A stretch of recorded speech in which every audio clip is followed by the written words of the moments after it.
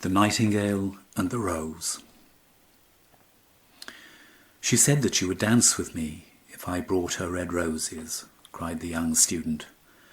But in all my garden there is no red rose. From her nest in the home oak tree the nightingale heard him, and she looked out through the leaves and wondered. No red rose in all my garden, he cried, and his beautiful eyes filled with tears. Ah, on what little things does happiness depend! I've read all that the wise men have written, and all the secrets of philosophy are mine. Yet for want of a red rose is my life made wretched. Here at last is a true lover, said the nightingale. Night after night have I sung of him, though I knew him not. Night after night have I told his story to the stars, and now I see him. His hair is dark as the hyacinth blossom, and his lips are red as the rose of his desire. But passion has made his face like pale ivory, and sorrow has set her seal upon his brow. The prince gives a ball tomorrow night, murmured the young student, and my love will be of the company. If I bring her a red rose, she will dance with me till dawn. If I bring her a red rose, I shall hold her in my arms, and she will lean her head upon my shoulder, and her hand will be clasped in mine. But there is no red rose in my garden, so I shall sit lonely, and she will pass me by. She will have no heed of me, and my heart will break. Here indeed is the true lover, said the nightingale. What I sing of he suffers. What is joy to me, to him is pain. Surely love is a wonderful thing. It is more precious than emeralds, and dearer than fine opals. Pearls and pomegranates cannot buy it, nor is it set forth in the marketplace. It may not be purchased of the merchants, nor can it be weighed out in the balance for gold. The musicians will sit in their gallery, said the young student, and play upon their stringed instruments, and my love will dance to the sound of the harp and the violin. She will dance so lightly that her feet will not touch the floor, and the courtiers in their gay dresses will throng around her. But with me she will not dance, for I have no red rose to give her. And he flung himself down on the grass, and buried his face in his hands and wept. Why is he weeping? Asked a little green lizard as he ran past him with his tail in the air. Why indeed, said a butterfly who was fluttering about after a sunbeam. Why indeed, whispered a daisy to his neighbour in a soft, low voice. He is weeping for a red rose, said the nightingale. For a red rose, they cried, how very ridiculous. And the little lizard, who was something of a cynic, laughed outright. But the nightingale understood the secret of the student's sorrow, and sat silent in the oak tree and thought about the mystery of love. Suddenly she spread her brown wings for flight and soared into the air.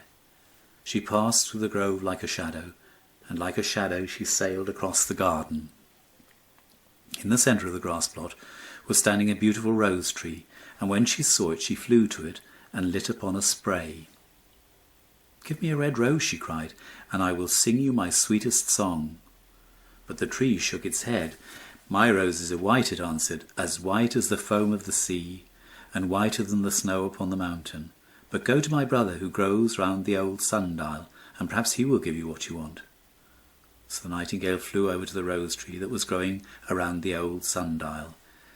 Give me a red rose, she cried, and I will sing you my sweetest song. But the tree shook its head. My roses are yellow, it answered, as yellow as the hair of the mermaiden, who sits upon an amber throne, and yellower than the daffodil that blooms in the meadow before the mower comes with his scythe. But go to my brother, who grows beneath the student's window, and perhaps he will give you what you want. So the nightingale flew over to the rose tree that was growing beneath the student's window. Give me a rose tree, she cried, and I will sing you my sweetest song. But the tree shook its head. My roses are red, it answered, as red as the feet of the dove, and redder than the great fans of coral that wave and wave in the ocean cavern. But the winter has chilled my veins, and the frost has nipped my buds, and the storm has broken my branches, and I shall have no roses at all this year. One red rose is all I want, cried the nightingale. Only one red rose. Is there no way by which I can get it? There is a way, answered the tree, but it is so terrible that I dare not tell you of it. "Tell it to me," said the nightingale. "I'm not afraid." "If you want a red rose," said the tree, "you must build it out of music by moonlight, and stain it with your own heart's blood. You must sing to me with your breast against a thorn. All night long you must sing to me, and the thorn must pierce your heart, and your lifeblood must flow into my veins and become mine." "Death is a great price to pay for a red rose," cried the nightingale, "and life is very dear to all. It is pleasant to sit in the green wood and to watch the sun in his chariot of gold, and the moon in her chariot of pearl. Sweet is the scent of the hawthorn, and sweet are the bluebells that hide in the valley, and the heather that blows on the hill. Yet love is better than life. And what is the heart of a bird compared to the heart of a man?" So she spread her brown wings for flight and soared into the air. She swept over the garden like a shadow, and like a shadow she sailed through the grove. The young student was still lying on the grass where she had left him, and the tears were not yet dry in his beautiful eyes. "Be happy," cried the nightingale, "be happy. You shall have your red rose. I will build it out of music by moonlight, and stain it with my own heart's blood. All that I ask of you in return is that you will be a true lover, for love is wiser than philosophy, though she is wise, and mightier than power, though he is mighty. Flame-coloured are his wings, and coloured like flame is his body. His lips are sweet as honey, and his breath is like frankincense." The student looked up from the grass and listened, but he couldn't understand what the nightingale was saying to him, for he only knew the things that were written down in books. But the oak tree understood, and felt sad, for he was very fond of the little nightingale, who had built her nest in his branches. "Sing me one last song," he whispered. "I shall feel very lonely when you are gone." So the nightingale sang to the oak tree, and her voice was like water bubbling from a silver jar. When she finished her song, the student got up and pulled out a notebook and a lead pencil out of his pocket. "She has form," he said to himself as he walked away through the grove, "that cannot be denied to her. But has she got feeling? I am afraid not. In fact, she is like most artists. She is all style without any sincerity. She would not sacrifice herself for others. She thinks merely of music, and everybody knows that the arts are selfish. Still, it must be admitted that she has some beautiful notes in her voice. What a pity it is that they do not mean anything, or do anything practically good." And then he went into his room and lay down on his little pallet bed and began to think of his love, and after a time he fell asleep. And when the moon shone in the heavens, the nightingale flew to the rose tree and set her breast against the thorn. All night long she sang with her breast against the thorn, and the cold crystal moon leaned down and listened. All night long she sang, and the thorn went deeper and deeper into her breast, and her lifeblood ebbed away from her. She sang first to the birth of love in the heart of a boy and a girl, and on the topmost spray of the rose tree there blossomed a marvellous rose, petal following petal, as song followed song.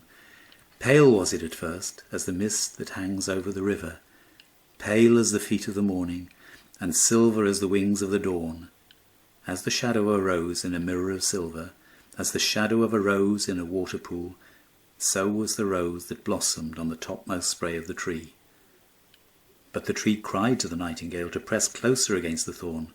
"Press closer, little nightingale," cried the tree, "or the day will come before the rose is finished." So the nightingale pressed closer against the thorn, and louder grew her song, for she sang of the birth of passion in the soul of man and a maid.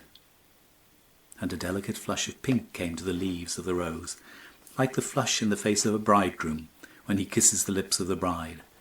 But the thorn had not yet reached her heart, so the rose's heart remained white, for only a nightingale's heart's blood can crimson the heart of a rose.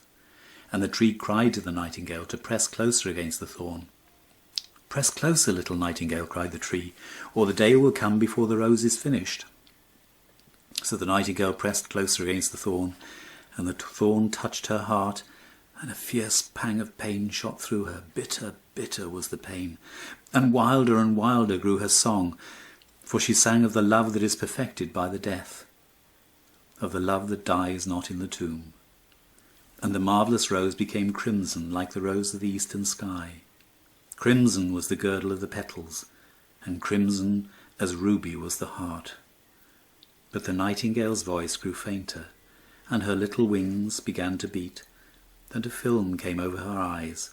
Fainter and fainter grew her song, and she felt something choking her in her throat.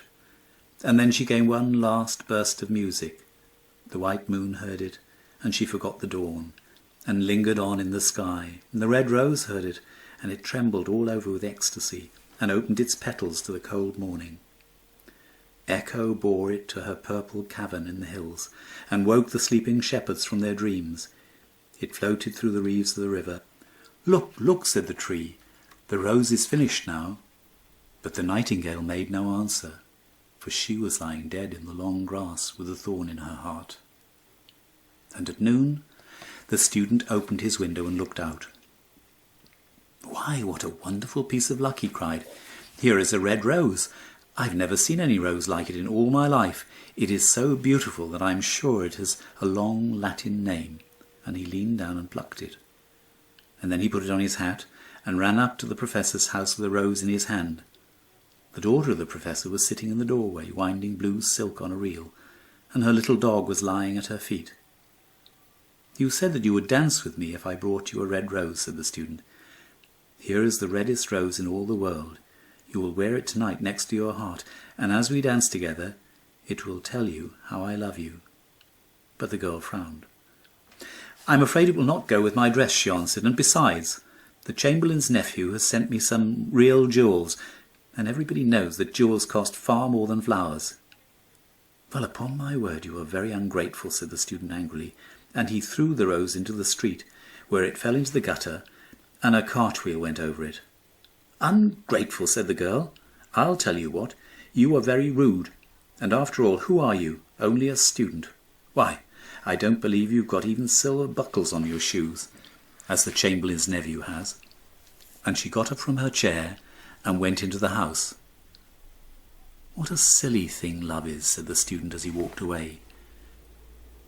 "It's not half as useful as logic, for it doesn't prove anything, and it's always telling one of the things that are not going to happen and making one believe things that are not true. In fact, it is quite unpractical, and, as in this age to be practical is everything, I shall go back to philosophy and study metaphysics." So he returned to his room and pulled out a great dusty book and began to read.